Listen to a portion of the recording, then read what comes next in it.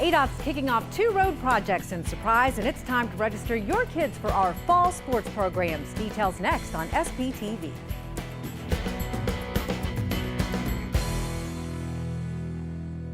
Hi, I'm Diane Arthur, and welcome to Surprise Progress TV. On July 9th, ADOT begins a 2-week pavement improvement project along Grand Avenue, just west of 163rd Ave.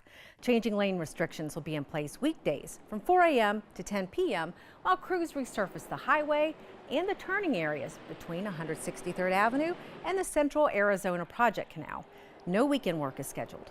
ADOT is also the lead on the project to restore Bullard Avenue to 2 vehicle lanes in each direction from Greenway to Peoria. That work begins also on July 9th. Construction begins in the medians between Greenway and Waddell roads, and then will later extend outward to the bicycle lanes and sidewalks.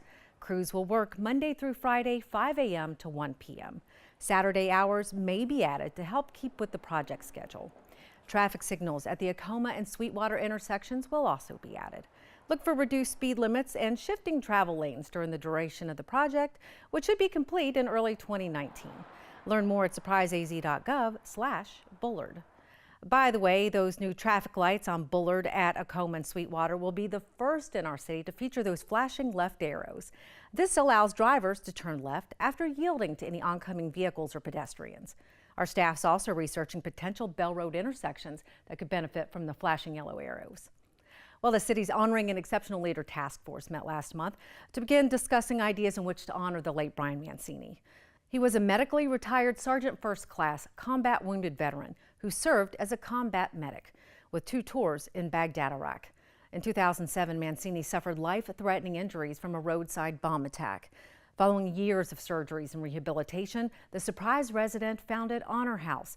It's a place where wounded veterans could go for therapy and counseling.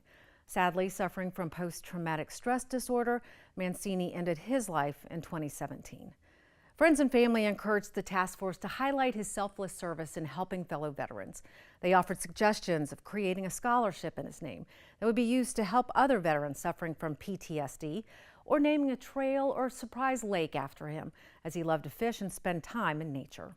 The task force meets next to further vet ideas on July 26, 6 p.m. in the community room at City Hall. The public, of course, is invited to attend. Well, now's the time to register your kiddos for our fall youth sports programs. We're offering soccer and flag football leagues, as well as skills classes in basketball, baseball, softball, and volleyball. Soccer and football leagues for boys and girls are ages 5 to 15. For registration details, visit the websites on your screen, or you can call CRS at 623-222-2000. Well, look for the Summer Progress magazine in your mailbox, as it's filled with even more fun events and programs for the summer. There's also an update on our city's housing permits. We're growing again here in Surprise. Home permits spiked in our city 131% from April 2017 to this past April. On behalf of the City of Surprise, thanks for watching.